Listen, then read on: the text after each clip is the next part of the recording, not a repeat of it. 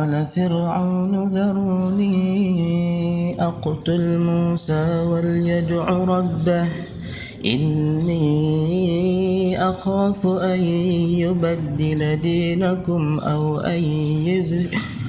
أن يظهر في الأرض الفساد. وقال موسى إني عذت بربي وربكم من كل متكبر لا يؤمن بيوم الحساب. وقال رجل مؤمن من آل فرعون يكتم إيمانه أتقتلون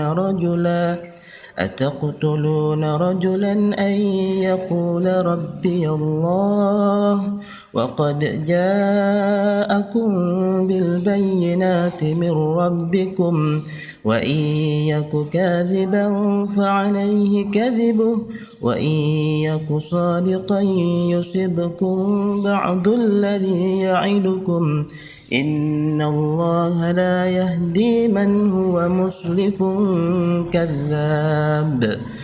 يا قوم لكم الملك اليوم ظاهرين في الأرض فمن ينصرنا من بأس الله إن جاءنا.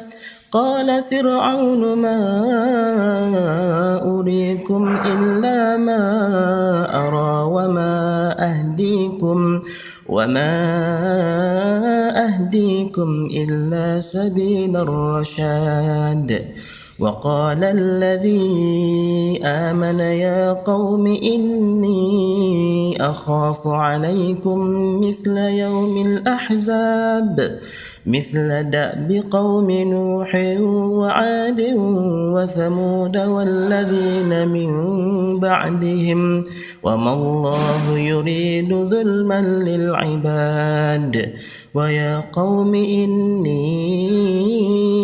أخاف عليكم يوم التناد يوم تولون مدبرين ما لكم من الله من عاصم ومن يضلل الله فما له من هاد.